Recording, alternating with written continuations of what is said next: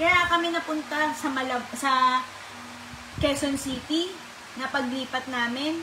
Isa din sa naging struggle at naging naka-apekto kay Yoshi. Yan. Why? Meron kasi kaming pinagtrabahuan na nangako ng kontrata sa amin. Nagtrabaho kami doon. Personally, kami ang nagpunta para kumuha ng isang bagay at inoperan kami, inoperan siya pala. Siya pala muna. Isang big, naging malaking epekto sa kung bakit nagkaganyan yan ngayon si Yoshi eh. Kasi nagkandaleche-leche kami nang dahil sa pambibigla nila. Nagtrabaho yung tao. Pumunta doon. Nag-inquire. Pagkatapos mag-inquire, inoperan. Inoperan ng trabaho. Kontrata buwan-buwan daw. Sige. Nagtrabaho.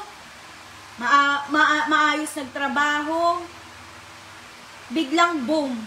Tapos na. Actually, hindi pa nga direct to the point eh. Na sinabing tapos na yung trabaho nyo. Hindi direct to the point na sinabing wala na kayong trabaho. That time, kapapanghanak ko pa lang. At kalilipat lang namin sa lokasyon na yon, sa QC, dahil lumapit kami sa area na yon para dun sa trabahong pinasukan namin. Dahil pineste kami, nagkandaleche-leche lahat sa amin dahil binigla kami ng wala, on call na lang tayo, tapos sa tawagan na lang namin kayo. Hindi pa kami diniretsa.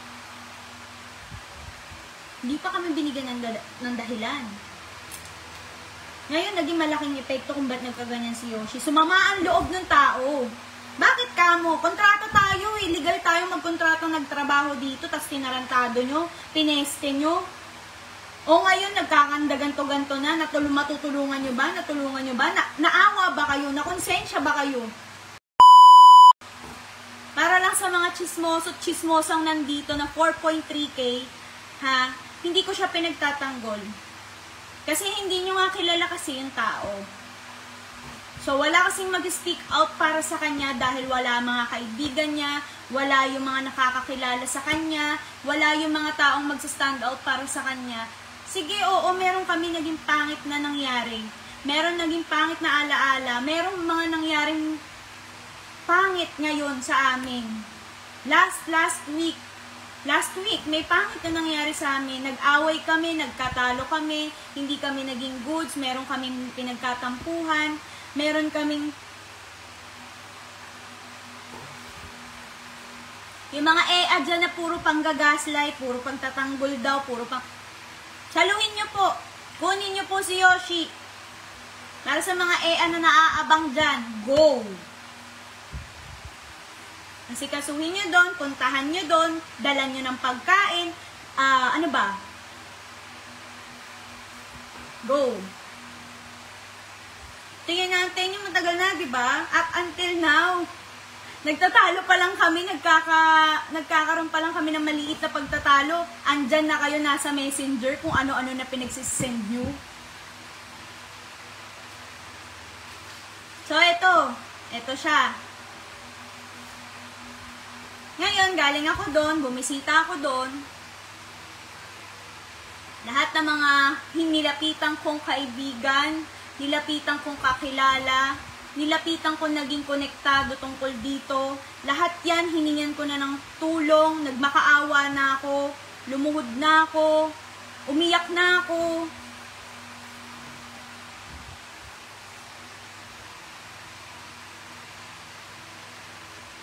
Walang tumutulong sa kanya. Hindi ko to didetalihin sa inyo kasi actually bago ako mag-live ng ganito, humingi ako ng advice dun sa taong mas may alam, may knowledge. Kasi super dami ng lumalabas na mga kwento nyo. Kwento nyo yan eh. Malamang sira kami dyan, sira ako dyan, sira siya dyan, sira pamilya namin dyan. Andun na tayo, nagtalo kami, mali ko, umalis ako. Mali ko, hindi ko siya in-inform na asawa, yung pera pumasok na sa bangko. Mali ko kasi nagtalo kami, umalis ako. Nang wala siyang idea. Dapat quiet ka na lang. Eh putang ina, sasabihin tinutukan ng baril yung anak ko, tas gagawa ng kwento. Mananahimik ka pa ba? Kung ano-ano na kayong kwento nyo dyan, mali ka,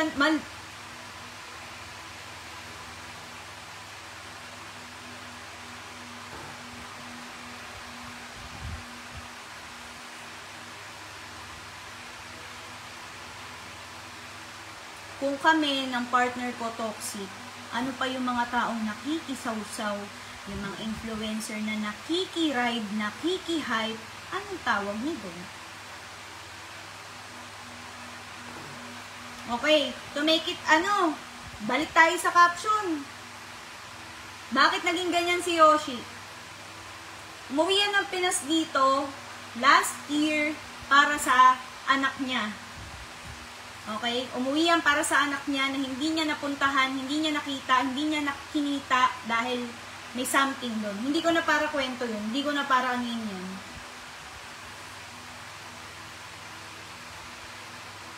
Ngayon, nakilala ko siya bago pa siya umuwi dito. Nagkausap na kami, nagkaligawan na, nagkaganyanan na, nagkakilanlanan na. Eh si Self, matagal nang walang jowa. Oh, pumati! Na in love! Babae! Naganap ng pagmamahal. Oh. Yung tao, nag-heal. Naghahanap din ng pagmamahal. Oh. Eh di nagkaroon ng ganon, nag-clash. O di nag-clash, nagkaroon ng pagkikita. O di nabuntis. So bakit hindi naman namin sinisi, hindi naman namin inasa sa inyo at hindi rin naman namin hiningi ng tulong sa inyo na kung paano ako manganganak, paano gastusin namin sa buhay, paano kami magkakaroon ng ganito. Walang ganon. Kaya wag yun na parang panghimasukan yung buhay namin na kung paano kami nagsama, paano kami nagkakilala.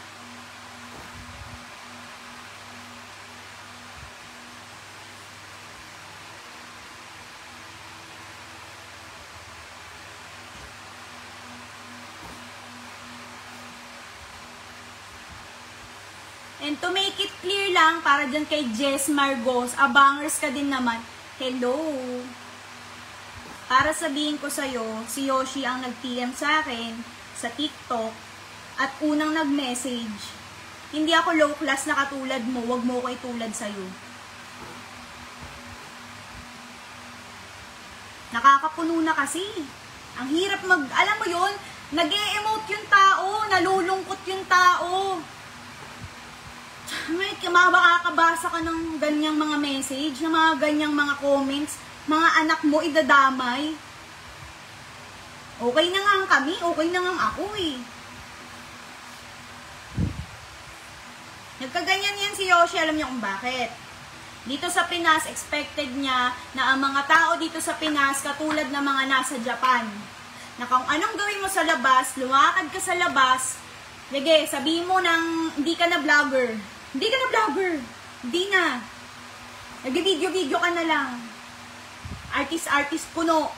Micro influencer na lang. Gano'n na lang. Hindi naman siya sikat. Siya naman nagsasabi, si Yoshi na nagsasabi, hindi po ako sikat. Okay? Dito kasi sa Pinas, ang expect niya, yung mga tao na taga-Japan, katulad ng nasa Pinas, na kapag lumabas ka ng bahay, kahit kagigising mo lang o pupunta ka ng palengke, eh hindi ka pagkakaguluhan o hindi ka papansinin o hindi ka babatiin. Ganon. So, inano ko na yan kay Yoshi, in-explain ko na yan. Hindi ka nakatulad ng dati.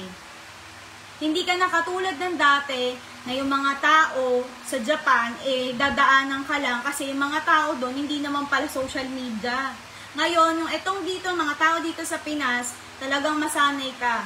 Kasi dito, kahit hindi ka ganun kakilala, masabi lang na naging TikTok, TikTok influencer ka lang, eh sikat ka na. Ganun dito sa Pinas. So, ang karakter pa ni Yoshi, tarantado, siraulo, karakter na yun eh. So, yun. Pinipersonal na siya ng mga tao na nandoon sa labas.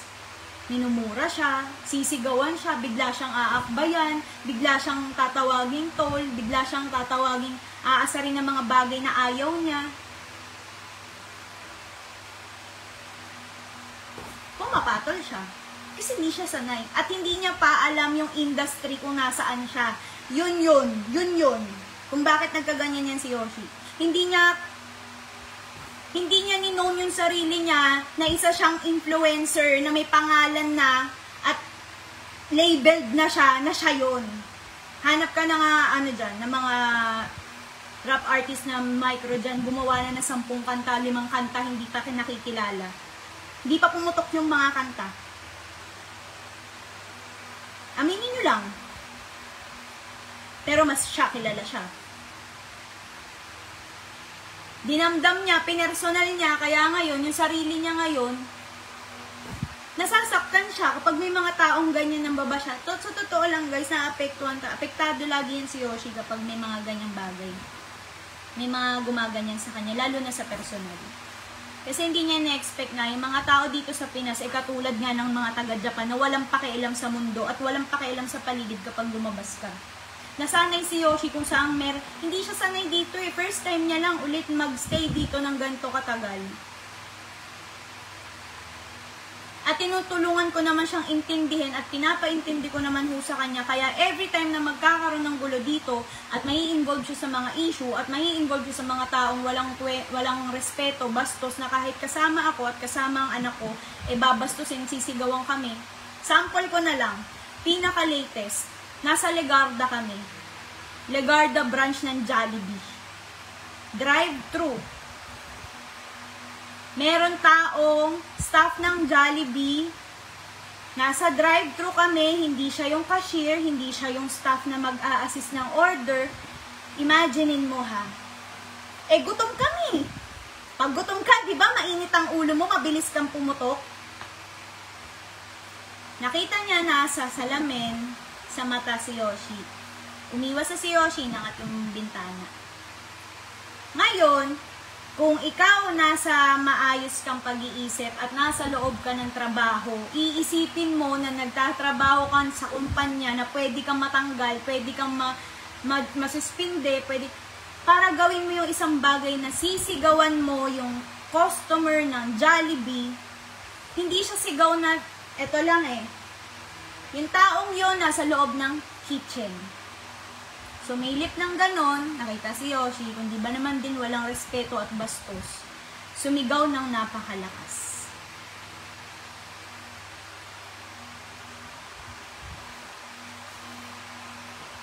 Nagulantang na naman siya. Nainis na naman siya. Sinelf-pity na naman niya yung sarili niya na bakit siya ginagano ng mga tao. Do kasalanan niya kasi ito nga yung character niya pero sana, yun nga, sabi niya na sana sa personal, wag ganun. Hindi naman lahat ng nakikita nyo, siya yun sa personal. Content nga, di ba? Character nga, di ba? So, disappointed siya sa pagstay niya dito sa Pinas. At ang nangyayari, every time na magkakaroon ng ganyan, nagre-reflect sa akin, nagre-reflect sa loob ng bahay, nagre-reflect sa mga kasama niya, kasi mainit na yung ulo niya sa mga taong nasa paligid niya. Ay, sa taong mga gumawa nun sa kanya. Pero pinaiintindi ko pa rin po, naiintindihan naman yan ni Yoshi. Kasi humihingi naman ng sorry after gawin. Ang hindi lang maintindihan ni Yoshi, bakit kailangan mong mambastos, tas after manghihingi ka ng sorry? Yun. So, ngayon, back to the issue, yung sa amin. Okay na? Kasi gusto niya yan Ano ba? Ticket!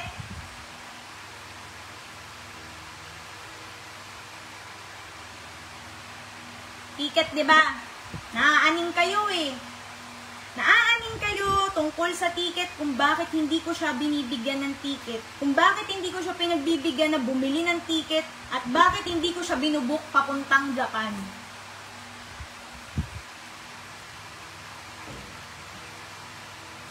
Yan, tingnan mo yung pinto. Tingnan mo yung pinto.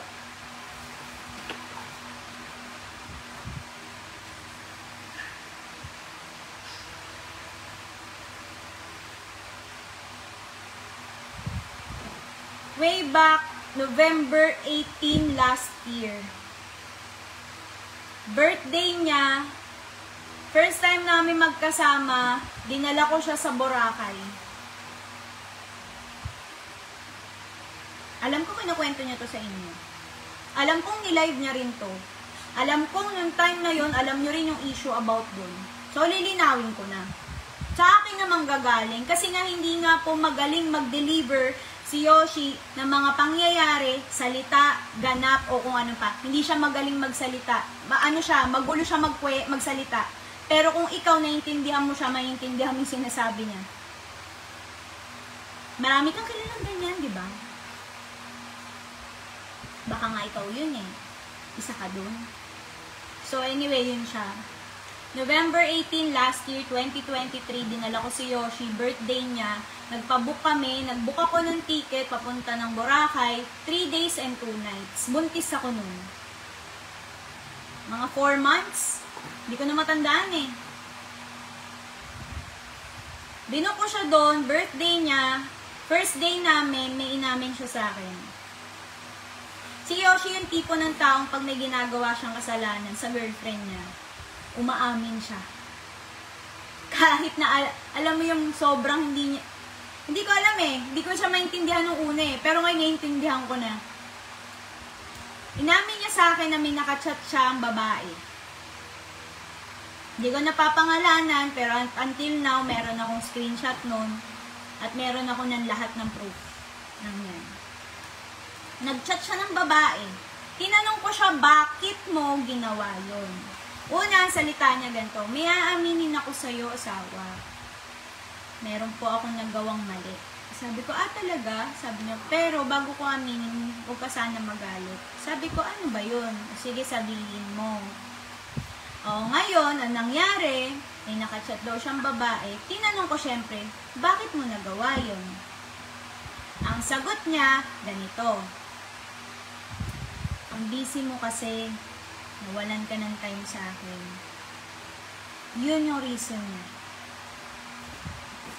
Which is that time, nung buntis ako, sinigi kong mag-diskarte, maghanap ng online works, online sponsorship, online, lahat ng trabaho online, pinapasok ko. Alam niyo yun at nakikita niyo yun. Na hindi ma-appreciate ni Yoshi yun kasi wala nga siyang idea sa industry ng social media, ng pagiging influencer, ng pagiging artist, na pwede kang kumita sa isang video, picture, o pag-promote ng isang product.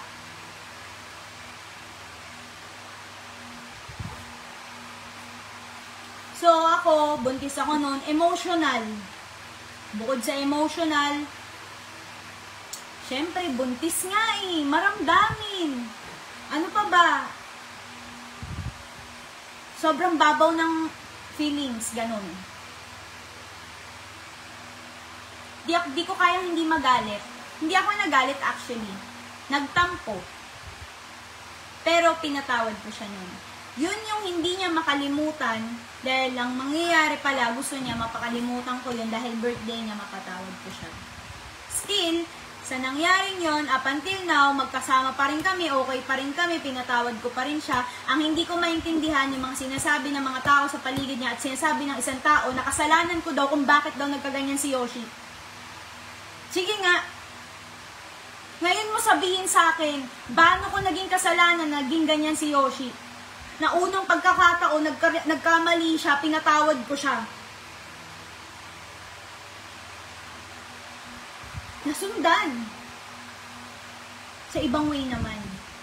Which is katulad ngayon. Katulad ngayon na merong pang mas malala. Actually, bago po kami lumipat dito sa tinutuluyan namin, nasa QC pa kami, may inamin na naman siya sa akin Kaya ako umalis ng bahay. Kaya ako umalis ng tulog siya para hindi niya maramdaman, para kumalma siya kasi siya pa yung mataas ang emosyon. Namin niya. Dahil sa mga nakasama niya, dahil sa mga naging impluwensya sa kanya, nagawa niya yung isang bagay na talagang hindi ko mapapatawad.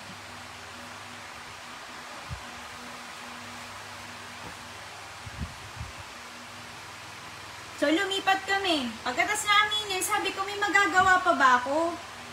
Nangyari na.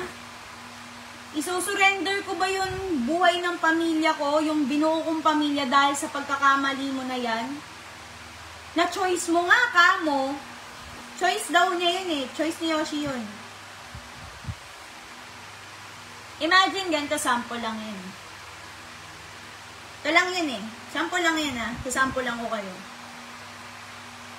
Magkasama tayo, dalawa tayo magkaibigan. Pwede mong saksakin yan. Pwede mong nakawan yan. Ang bala sa'yo.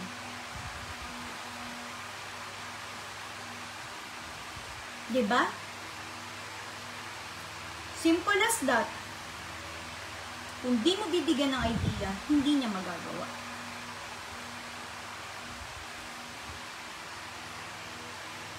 Kaya sinasabi ni Yoshi, na nasira yung pamilya niya.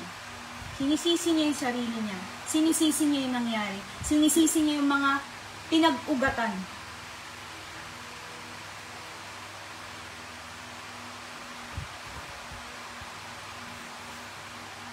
Ayan, nandito na kami sa sitwasyon na sira na kami.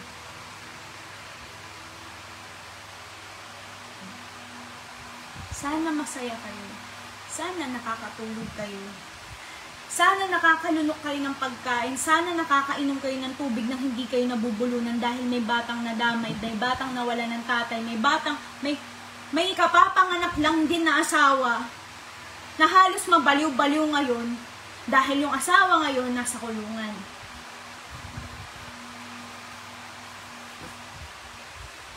Ngayon, kanina, kausap ko si Yoshi tungkol dito, kaya ako nag-live. Pinapasabi niya at humihingi siya ng tulong. Ayoko nang umiyak eh. Gagawin niyo na naman akong kenkoy. Yung feelings ko, i-invalidate niyo na naman. Di ka pwedeng maumiyak, di ka pwedeng masaktan dito sa social media. Susundin mo yung mga viewers mo. Diba? Tapos paniniwalaan mo yung mga taong mas nagsasalita na ibang tao kaysa dun sa taong kinukwento. Yan ang social media. Kaya nga ako, hindi na ako nagpo-post ng negative, ng toxic, ng mga alam kong hindi naman na dapat. Tapos magugulat kayo, bakit kami nagkaganto ngayon? Bakit nagkaganon si Yoshi? After all the bash na natanggap niya, after all the pangit na narinig niya sa inyo, after all na pamimersonal na pati buhay ng anak niya in-involved sa pambabash, to the point na mga nag-e-edit ng pictures, bababuyin yung picture ng anak ko. Diba? Nangyari yan, lahat yan. Wala kayong narinig. Pero this time, sinasabi niyo tinutukan ng baril yung anak ko. Saan niyo nakuha yan? Masyado ng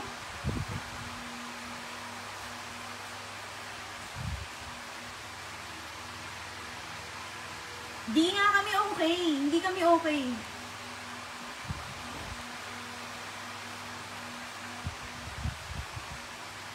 Hindi ko din alam.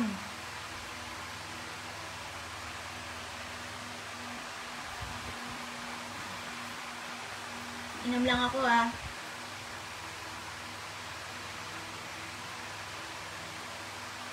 Eh di ba ito yung inaantay nyo kay Yoshi?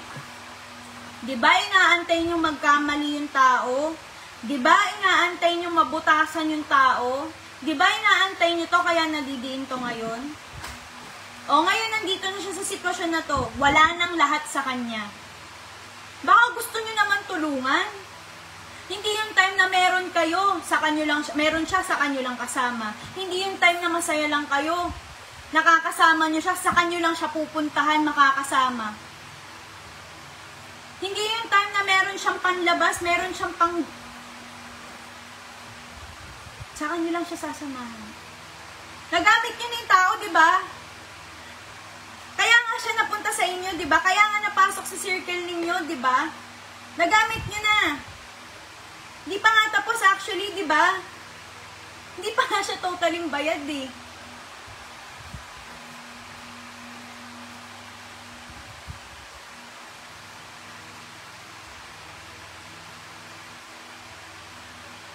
So ngayon, this time, humihingi na ng tulong yung tao.